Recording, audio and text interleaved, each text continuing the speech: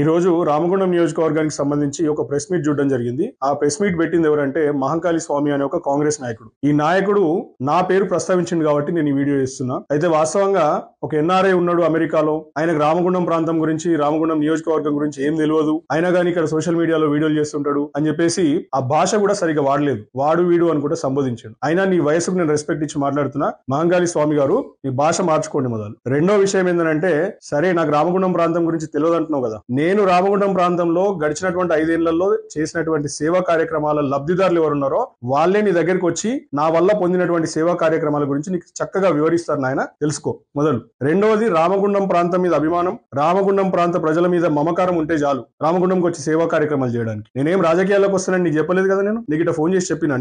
నేను చెప్పిందల్లా నేను ప్రజాసేవ చేస్తున్నా.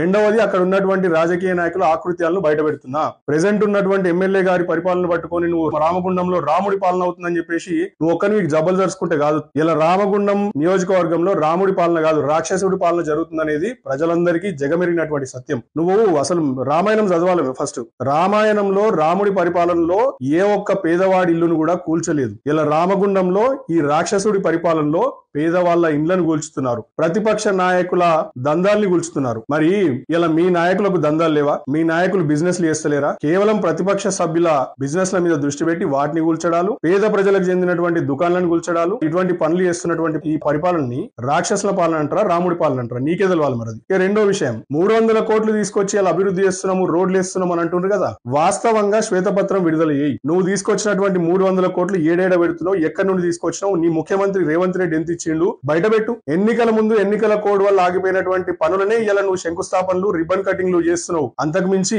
నువ్వు నయా పైసా కూడా నీ ముఖ్యమంత్రి జేబులోంచి తీసుకురాలే ఇంతవరకు. నీ స్టేట్ ఫైనాన్స్ మినిస్టర్ బట్టి గారు కూడా 1 రూపాయి ఇయ్యలే రామగుండంకి. ఏం మాట్లాడుతున్నావు? ఎక్కడి నుంచి వచ్చినాయి ఫండ్స్? నువ్వు వీధి దీపాలు వెలిగించడానికి, వీధి దీపాలని సరి చేయడానికి RFCL దగ్గర నుంచి ఫండ్ నొక్కిండు కోటాను కోట్ల రూపాయలు. మరి ఈ 300 కోట్లు ఎందుకే? మీకు అక్కడ RFCL నుంచి తీసుకున్నటువంటి పైసలు సరిపోలేదా? మళ్ళీ కొత్తగా మీకు నిధి ఎందుకు? అది ఒక్కటే కాదు, చాలా ఉన్నాయి మీరు చేసేటువంటి కాకృత్యాలన్నా. ఒకదాని తర్వాత ఒకటి చిట్టా విప్పుదాం, అన్ని బయట పెడదాం. ఇలా NTPC యాష్ ఏ విధంగా మీరు దొంగతనంగా తరలించకపోతున్నారు అనేది జగమెరిగినటువంటి సత్యం. ప్రతి ఒక్క వ్యక్తికి తెలిసి ఇలా రామగుండంలో మీరు 1000-2000 మెట్రిక్ టన్నులు మాత్రమే తీసుకెళ్తామని చెప్పేసి బిల్స్ రాయించుకొని పర్మిషన్లు తెచ్చుకొని 10,000 మెట్రిక్ టన్నుల పైనగా తరలించకపోయేది ఇలా వాస్తవం. ఆ చాటున ఇలా మీ ఎమ్మెల్యే గారికి రోజుకు 5 లక్షల రూపాయల ఖజానా నిండుతుంది అనేది వాస్తవం. మీ ఎమ్మెల్యే గారి సతీమణి గారి ఇలా ప్రతి విషయంలో తలదూర్చడం వాస్తవం. ఇది ప్రజాస్వామ్యమా లేకపోతే నియంతృత్వమా? రేవంత్ రెడ్డి అట్లనే చేస్తాడు. ఆ కూలగొట్టుడు, రేవంత్ రెడ్డి భార్య, తమ్ముడు, అన్న అందరు ఇన్వాల్వ్ అవుతారు. ఇక్కడ ఈయన కూలగొడుతున్నాడు, ఈయన భార్య ఇన్వాల్వ్ అవుతుంది ప్రతి విషయంలో. రాజకీయంగా ఎన్నుకోబడింది మక్కాన్ సింగ్ రాజ్ ఠాకూర్ గారినా, వారి సతీమణి గారినా? ఇది ఒకటి నువ్వు చెప్పు మహంకాళి స్వామి.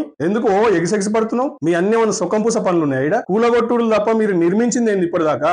ఇలా మేము మా ప్రభుత్వంలో, మా BRS ప్రభుత్వంలో మా గౌరవ మాజీ ముఖ్యమంత్రి కేసీఆర్ గారి మెడికల్ కాలేజ్ శాంక్షన్ చేస్తే దానికి అనుబంధంగా ఉన్న మెడికల్ కాలేజ్ లో నీ కాంగ్రెస్ పార్టీ సంబంధించినటువంటి కార్యకర్తల్ని వాళ్ళని వీళ్ళని ఉద్యోగాలు పెట్టించినావు. దాని చాటుమాటన ఏం జరిగింది మేము ఇప్పాలన్నా బయటకంతా? ఏం చేసినావు దాంట్లో తెలియదా మాకు? ఏమో పెద్ద కేసీఆర్ గారి మీద మాట్లాడము, కొప్పలీశ్వర్ గారి మీద మాట్లాడడం ఇది ఒక ఫ్యాషన్ అయిపోయింది రామగుండంలో. ఇలా మీరేం చేసిర్రు గడిచినటువంటి 12 నెలల్లో?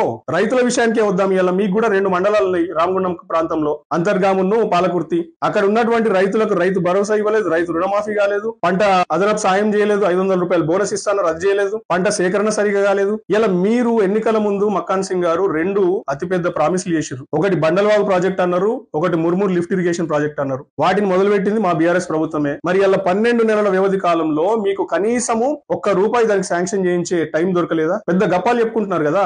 ఆ ఊర్లలో పోయి ఓ తలపాగా పెట్టుకొని, ఓ లుంగి కట్టుకొని, రైతులాగా బిల్డప్లు ఇచ్చుకొని ఫోటోలు దిగితే అయిపోయినా రైతుల కష్టాలు పోతాయా? ఇలా నేను రైతు బిడ్డని, నేను అమెరికాలో వండుకుంటూ కూడా మా ఊర్లో వ్యవసాయం నేర్పిస్తుంది. ఇలా కావాలంటే కుక్కలగూడ, నీ ప్రాంతంలో ఉన్న కుక్కలగూడ దగ్గరకు నా తోట కనిపిస్తుంది, నేను చేసే వ్యవసాయం కనిపిస్తుంది. నీకు రైతుల కష్టాలు తెలియదు. రైతులకు నీళ్లు రాకపోతే, సకాలంలో పెట్టుబడి సాయం రాకపోతే, కరెంట్ రాకపోతే ఉండే ఇబ్బందులు నీకు ఎరకలేదు, నీకు తెలియదు. వాళ్ళ పంటను సకాలంలో కొనుగోలు చేసి వాళ్ళకి డబ్బులు ఇవ్వకపోతే వాళ్ళు పడే కష్టాలు వర్ణనాతీతం. అవన్నీ నీకు ఎరకలేదు. ఆ రోజు బీహార్ హటావో అని చెప్పేసి పెద్ద ఏదో ఉద్యమం చేసి బీహార్ వాళ్ళని పంపించి లోకల్ కార్మికుల్ని పెడతామని చెప్పేసి ఇవాళ దాకా దాని గురించి అత్తాపత్తా లేదు. ఎడవేండ్రాలంతా. ఇలా రామగుండంలో సివిల్ కాంట్రాక్ట్స్ అన్ని ఎవరికి వస్తున్నాయి? హైదరాబాద్ నుంచి మక్కాన్ సింగ్ ఠాకూర్ కి తెలిసినటువంటి వ్యక్తులు వచ్చి ఇక్కడ సివిల్ కాంట్రాక్ట్లు ఎందుకు చేయాలి? ఇక్కడ ఉండేటువంటి కాంట్రాక్టర్లు కాదా? ఇలా వాళ్ళు కాంట్రాక్ట్ చేస్తే వాళ్ళ కుటుంబం వాళ్ళకు కొంత ఉపాధి దొరుకుతుంది, నిరుద్యోగ కార్మికులకు ఉపాధి దొరుకుతుంది. హైదరాబాద్ వచ్చి ఇక్కడ కాంట్రాక్ట్లు పెడితే పైసలు ఎవరికి పోతే హైదరాబాద్ వరకు పోవా? వాడు వీళ్ళ కమిషన్లు ఇస్తారు కాబట్టి వాడి నుంచి డైరెక్ట్ నుండి తెప్పించుకుంటారు. ఇది తెలియదా? ప్రాంతంలో ఉన్నటువంటి ప్రజలందరికీ తెలుసు. ఇటువంటి చిల్లర పనులు మానుకోండి.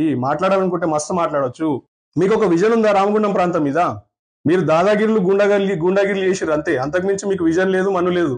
ఎట్లా పడితే అట్లా, ఏది పడితే అది మాట్లాడు ఫ్యాషన్ అయిపోయింది మహంకాళి స్వామికి. నీ క్యారెక్టర్ ఏంది బాబు? ఫస్ట్ మహంకాళి స్వామి గారు నీ క్యారెక్టర్ ఏంది? నువ్వు చేసే దందాలు ఏంది? రోజువారీ చేసే దందాలు ఏంది? నీకు రోజువారీ వచ్చే ఇన్కమ్ ఏంది మార్కెట్ నుండి? మాకు తెలియదా? చిట్టీలు అది ఇవన్నీ తీయాలా? పర్సనల్ గా పోవద్దు. భాష ప్రధానం. ఏది పడితే అది మాట్లాడాలనుకుంటే మస్తు మాట్లాడొచ్చు. నేను మాట్లాడితే నువ్వు కాదు, నీ మక్కాన్ సింగ్ కాదు, నీ రేవంత్ రెడ్డి కూడా పనికిరాడు. బరాబర్ ఎట్లా జవాబు ఇవ్వాలో అట్లా జవాబిస్తా. ఇంకా జవాబు పత్తర్సే దేంగే అన్నట్టు ఇస్తా. అనవసరంగా గెలకొద్దు. మంచి రాజకీయాలు చేయాలనుకుంటే మంచిగా చేయండి.